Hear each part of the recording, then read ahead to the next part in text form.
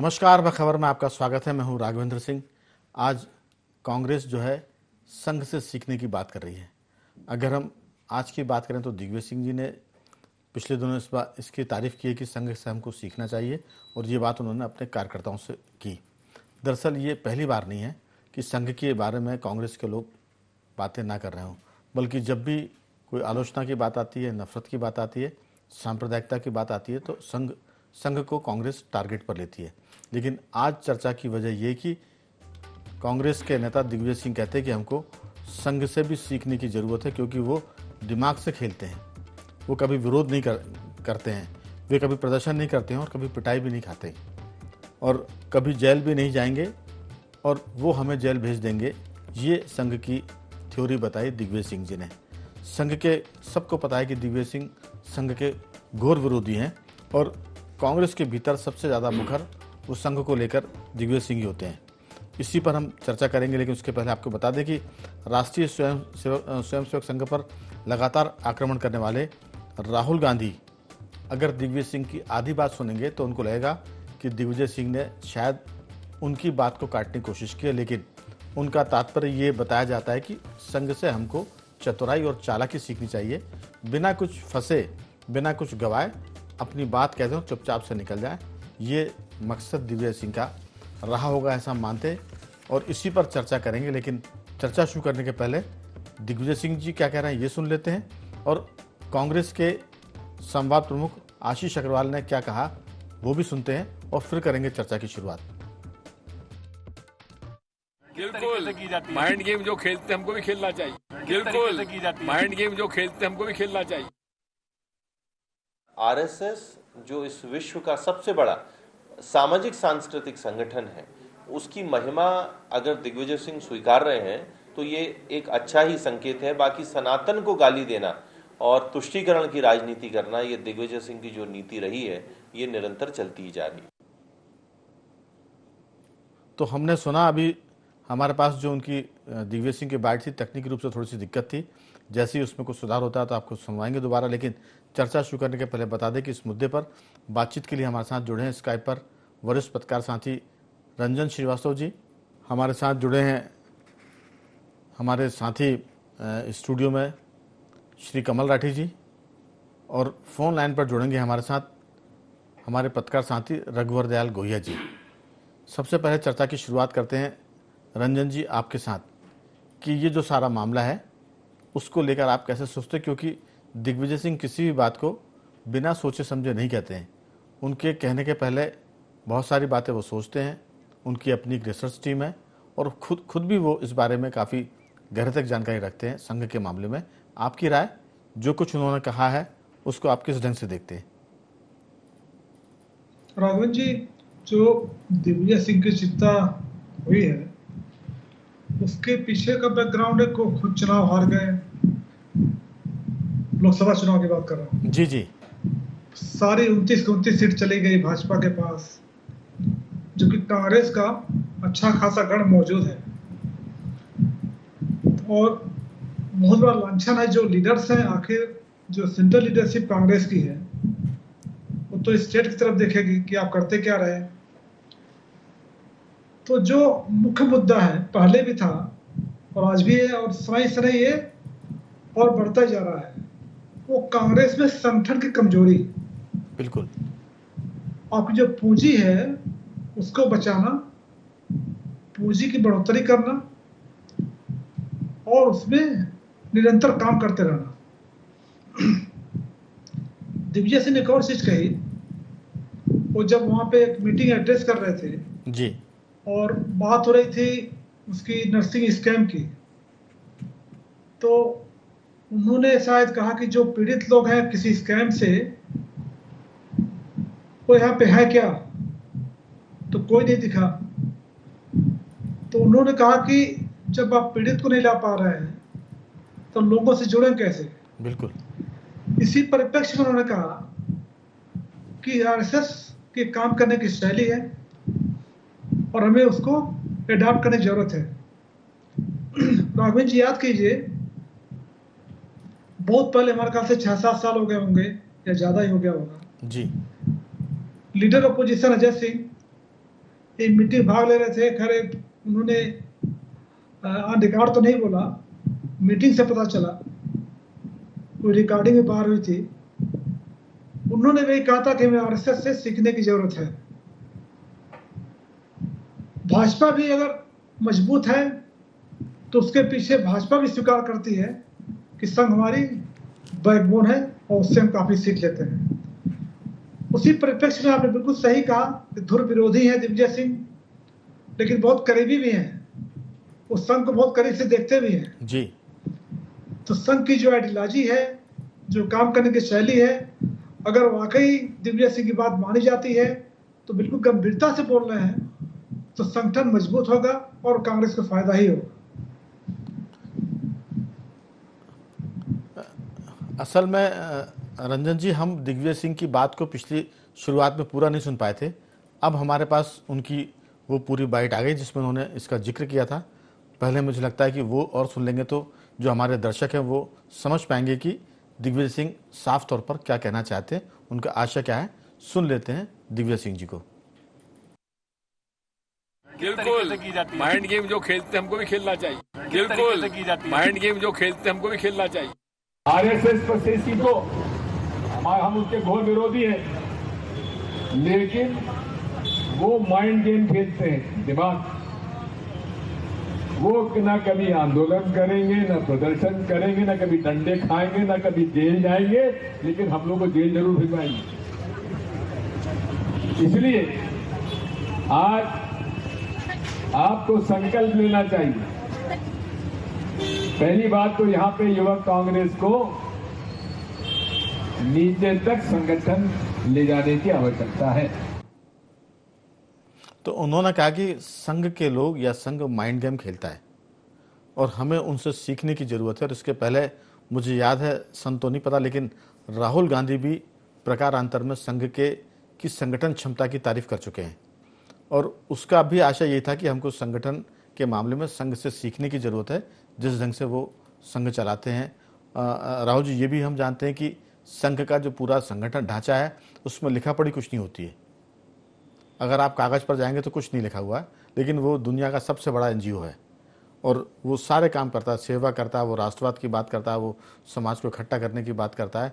और अब उन्होंने अपने आप को बहुत पहले से परिष्कृत किया है।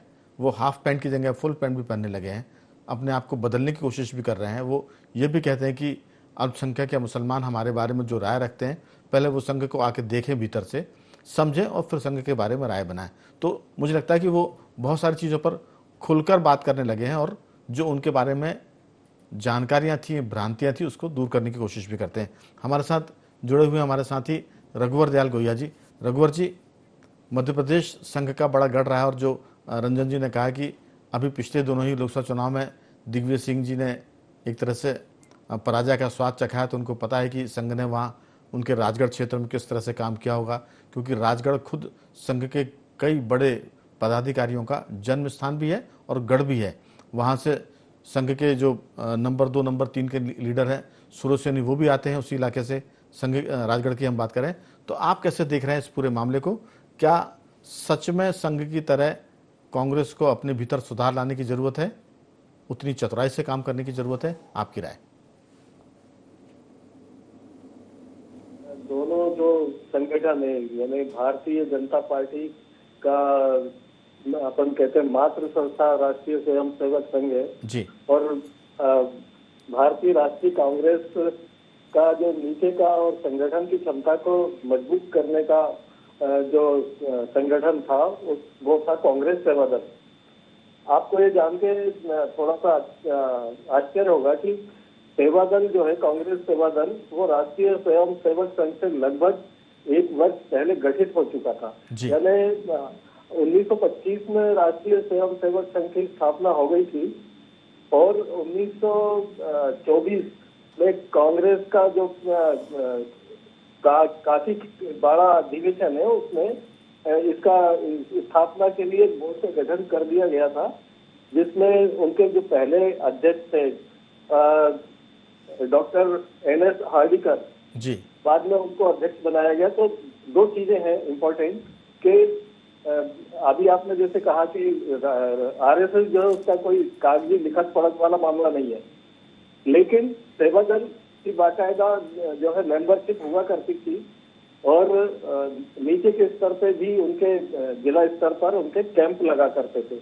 वही राष्ट्रीय स्वयं सेवक संघ जो ओटीसी लगाया करता था, लेकिन अब वर्तमान बदले परिदृश्य में आप ये जरूर देखेंगे कि जब से आपको याद होगा मध्य प्रदेश के एक बड़े कद्दावर नेता हुए हैं सुरेश पचौरी जी, वो केंद्रीय मंत्री भी रहे और कांग्रेस सेवादल के राष्ट्रीय अध्यक्ष भी रहे। तो उनके कार्यकाल में जो सेवादल का हम कहें कि राजनीतिकरण हो गया था और बहुत सारे पद जो है वो उनके सेवादल के खाते से चले गए थे। तो जो सेवादल की जो मूल भावना थी, मैं जो कहना चाह रहा हूँ कि सेवादल की मूल भावना थी कांग्रेस को मजबूती प्रदान करना और कांग्रेस के जितने भी आयोजन होते थे उनकी व्यवस्था और उनकी कमान को संभालना, नीचे के स्तर तक उसे ले जाना। जिस बात का जिक्र दिग्विजय सिंह जी ने किया है तो थोड़ा सा उसे समझने की भी जरूरत है कि वो कहते हैं कि आरएसएस जो है वो आंदोलन नहीं करता है, जेल जाना गवारा नहीं करता है, ये बिल्कुल सही बात है। लेकिन सेवादल अब इस बात को कोई संघ के प्रवक्ता या जो संघ के पदाधिकारी वो सुनेंगे तो इसका पुरजोर खंडन कर देंगे और हो सकता है कि 2-4-5 वो उदाहरण भी दे दें। तो हम अभी ये नहीं कह सकते कि वो मैंने जेल जाते कि नहीं जाते, उन्होंने क्या किया क्या नहीं किया, लेकिन इसमें कोई शक नहीं कि जो चतुराई है वो संघ से सीखने की जरूरत है। इस बात को दिग्विजय सिंह जैसे तजुर्बेकार लीडर अगर समझ रहे हैं तो मुझे लगता है कि कांग्रेस के भीतर भी इस पर जरूर भीतर चिंतन मनन हो रहा होगा। और ख़ासतौर से राठी जी, ये जो सारा मामला है वो न केवल समाज सेवा का है बल्कि समाज सेवा के जरिए राजनीति में किस तरह से आप अपनी उपस्थिति दर्ज करा सकते हैं, ये अगर सीखना है तो राष्ट्रीय स्वयंसेवक संघ से सीखिए आप कि वो समाज सेवा करते हैं और वो कहते हैं कि फ्री फॉर ऑल है। हमारे यहाँ का जो प्रचारक है, जो संघ का स्वयंसेवक है, वो किसी भी पार्टी में काम कर सकता है, उनको कोई एतराज़ नहीं। वो बीजेपी में काम करे, वो कम्युनिस्ट पार्टी में काम करे, वो कांग्रेस में काम करे, और किसी भी दल के लोग संघ की शाखाओं में जाके काम कर सकते हैं, संघ की शाखाओं में शामिल हो सकते हैं। तो वो कहीं किसी चीज़ पर रोक नहीं लगाते। लेकिन आप देखिए कि जो उनके बारे में लोगों की समझ है, जो जानकारी, वो ये कि वो बहुत कट्टर है, वो बड़ा एक तरह से अल्पसंख्यक विरोधी संगठन है। कई बार जब हमारी बातचीत होती है संघ के नेताओं से तो वो कहते हैं हमने कभी नहीं कहा कि मुसलमान के खिलाफ काम करिए, हम कभी नहीं कहते कि आप लड़िए, हम सिर्फ राष्ट्रवाद की बात करते। तो ये चतुराई है उनके पास। तो ये मुझे लगता है कि दिग्विजय सिंह ने उसी चतुराई का जिक्र किया है कि आप अपनी बात भी कह दें और कहीं आपको कोई पकड़ भी ना पाए। जी नहीं, देखिए मेरा कहना है जैसे अभी कांग्रेस सेवा दल की भी बात हुई तो वो भी लगभग कुछ इसी पैटर्न की एक संस्था रही है, लेकिन जो आजकल मतलब दिखने में कम नजर आती है। अब हम संघ की बात करते हैं तो संघ से सीखने की राजनीतिक दलों के अलावा हर सामाजिक संगठन को, हर व्यक्ति को भी है। मेरा कहना है निजी में भी हर व्यक्ति विशेष को है। जैसे मैं एक उदाहरण के तौर पे बताना चाहूँगा कि मैं जिस क्षेत्र में रहता हूँ, मेरे पड़ोस में किसी ने नया मकान बनाया और 4 महीने करीब हो गए उन्हें आए। उसने हमसे परिचय नहीं किया, हमने उससे परिचय नहीं किया, लेकिन शाखा के लोग उनसे परिचय करने पहुंचे और उनने उनसे परिचय अपना किया। तो ये संघ की खूबी है, मतलब पड़ोसी हो के हम ही नहीं कर पाए, ये हमारी कमी है। और संघ के लोगों की खूबी है कि उनने दूर से आके, जहाँ शाखा लगाते हैं वहाँ से आके उनने एक परिचय प्राप्त किया और परिचय दिया। तो ये लोगों को जो जोड़ने की एक कला संघ के पास है, वो अभी सबको ही सीखने की जरूरत है। राजनीतिक हो, गैर राजनीतिक हो, व्यक्तिगत हो, सामाजिक संगठन हो। क्योंकि मैं राजनीति से ज़्यादा सामाजिक संगठन, जैसे किसी भी समाज का आप संगठन देख लें, वहाँ या तो पैसे वाले का बोलबाला है, आदमी को जोड़ने की परंपरा खत्म होती जा रही है। जो पैसे वाला उसे अध्यक्ष बना देंगे, उसे सचिव बना देंगे, आयोजन के लिए खर्चा वो कर लेगा, आयोजन में आदमी आएगा, खाएगा पिएगा, और एक बात कही जाएगी खाना रख दो हर आदमी आ जाएगा। तो बड़ा एक गलत ढंग का मैसेज है कि खाने के लिए आदमी नहीं आता, जुड़ने के लिए आता है। लेकिन एक सोच बना दी गई कि खाना रख दो आदमी आ जाएगा, पैसे वाले को अध्यक्ष बना दो तो खाने की व्यवस्था हो जाएगी। तो ये चीज़ संघ में नहीं है। संघ जोड़ता है, घर घर से रोटी मंगवाता है, साथ बैठता है, खाता है। आप संक्रांत मनाएं, कोई और त्यौहार मनाएं, हर आदमी के घर का मीठा आएगा, उसको मिक्स करके सब लोग खाएंगे। तो एक प्रेम की भावना, एक जुड़ने की भावना जो संघ की है, वो मुझे नहीं लगता कि हिंदुस्तान के आज की तारीख में किसी भी संगठन में वो पाई जा सकती है। तो उसकी आवश्यकता तो हर संगठन को ही है। और हमें लगता है कि दिग्विजय सिंह ने इस बात को बहुत बारीकी से समझा और पकड़ा। मुझे लगता है कि ज़रूर अब आने वाले दिनों में कांग्रेस के भीतर, चाहे वो सेवादल की तरफ से हो या कांग्रेस की तरफ से हो, जरूर ये चीज़ दिखाई देगी जो संघ की शैली है संपर्क करने की, लोगों को जोड़ने की। रंजन जी, दरअसल अगर दिग्विजय सिंह जी की निजी बात करें तो दिग्विजय सिंह जी जुड़ने के मामले में और जोड़ने के मामले में बेजोड़ हैं। वो उनके संबंध, उनका जुड़ाव बीजेपी के नेताओं से भी है, संघ के नेताओं से भी है और आम जनता से भी उनका जुड़ाव और कांग्रेस के कार्यकर्ताओं से भी है।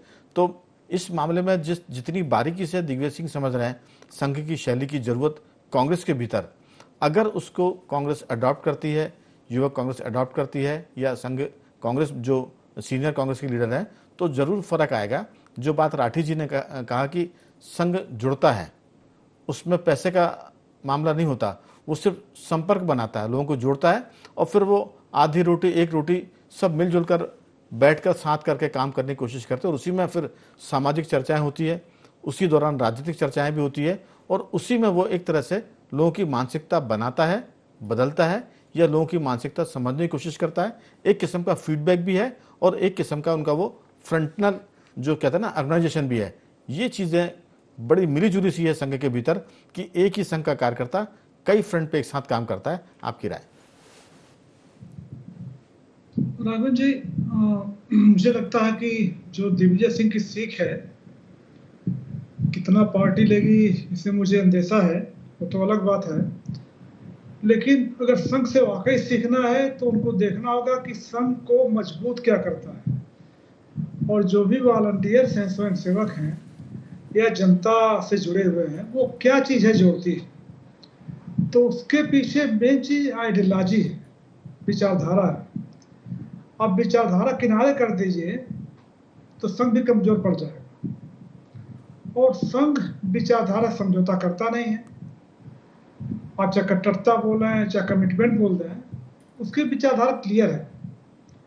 और जो लोग भी जुड़े हैं, चाहे शाखा में जुड़े हैं, शाखा के माध्यम से जुड़े हैं या समाज से, जैसे सर बता रहे थे, तो वो उसमें शुरुआत या उसका जो माध्यम है वो विचारधारा है। जो आप हिंदुत्व की बात कर लें या हिंदू की बात कर लें या राष्ट्र की बात कर लें।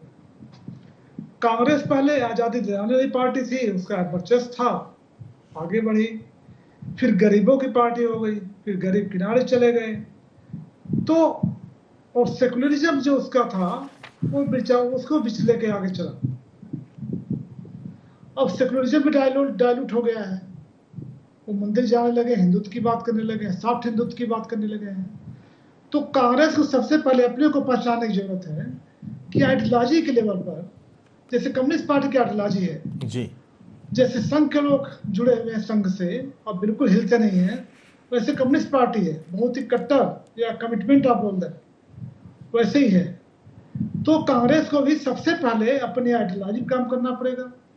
संघ शाखा के माध्यम से लोग जोड़ता है, आप भी लोगों को बुलाइए, जोड़िए, लेकिन सबसे पहले आइडियोलॉजी पर काम करने पड़ेगा, फिर संगठन में काम करना पड़ेगा। तो अगर दिग्विजय सिंह की सीख है तो मुझे लगता है कि उनका संपर्क एक कहने का माध्यम है, लेकिन मुझे लगता है आइडियोलॉजी पे सबसे पहले एक क्लियर करना पड़ेगा कांग्रेस को कि हम खड़े कहाँ पे हैं और हमें अपना विस्तार कैसे करना है। दरअसल जहाँ तक आइडियोलॉजी की बात कर रहे हैं, अब बीजेपी इतने स्ट्रांग लेवल पर वो कमिटमेंट लेकर आई है राष्ट्रवाद का, वो हिंदुत्व का कमिटमेंट लेकर आई है। अब उसके सामने कांग्रेस की जो धर्मनिरपेक्षता वाली बात है, जो मुझे लगता है कि जो बीजेपी और हम सुनते पढ़ते हैं, वो संविधान में नहीं है धर्मनिरपेक्षता। कांग्रेस ने ये जोड़ लिया है कम्युनिस्टों के दबाव में आकर, और उस समय जुड़ा है ये जब इंदिरा जी जब प्रधानमंत्री बनी कांग्रेस के बंटवारे के बाद, जिसमें सिंडिकेट कांग्रेस और इंडिकेट कांग्रेस जब बन गई थी, उस समय कम्युनिस्टों की मदद से इंदिरा जी सरकार में आई और कम्युनिस्टों ने तब उनके इस पूरे मामले में धर्मनिरपेक्षता शब्द को जोड़ दिया और ये समझ ही नहीं पा रहा कि धर्मनिरपेक्षता को लागू किया। अब धर्मनिरपेक्षता को तो लोग ये मान के चलते हैं कि वो हिंदुओं के खिलाफ हो तो धर्मनिरपेक्ष है, अल्पसंख्यक के समर्थन में है तो धर्मनिरपेक्ष है, मंदिर में जाते हैं तो धर्मनिरपेक्षता खत्म हो जाती है, और अगर आप ईद के मौके पर उनको इफ्तारी कराते तो धर्मनिरपेक्षता हो जाती है। तो ये बड़ा वो इसलिए गड्ढमड हो गया है समय का। मैं लेकिन बता दूं कि बीजेपी ने जब प्रखर राष्ट्रवाद को लेकर आई तो कांग्रेस की जो धर्मनिरपेक्षता वाली पॉलिसी है वो एक तरह से इसमें फ्लॉप हो गई। तो ये कांग्रेस इस पर कितना जाएगी सेकुलरिज्म पर, वो अलग बात है। लेकिन कट्टरता की जहाँ तक बात है रघुवर जी, अब बीजेपी या संघ कहता है कि मुसलमानों को हटाकर आप देश को चला नहीं सकते, मुसलमान देश का हिस्सा है, उनके साथ मिलकर काम करने की ज़रूरत है। मोहन भागवत जो संघ के प्रमुख हैं वो कहते हैं कि हिंदू और मुसलमानों का डीएनए एक है। तो वो जो कट्टरता की बात है उसमें काफ़ी मुझे लगता है कि एक तरह से कमी आ रही है, उसमें थोड़ा सा कट्टरता कम होती जा रही है। ये भी एक बात है जो कांग्रेस को और बाकी लोगों को भी समझ में आ रही होगी कि आप कट्टरता को लेकर जब बीजेपी संघ समझौता कर रहा है तो फिर बाकी लोगों को इसकी लाइन ढूंढनी पड़ेगी। बड़ा एक तरह से मुश्किल दौर में जा रही है राजनीति। रघुवर जी, आपकी छोटी सी राय।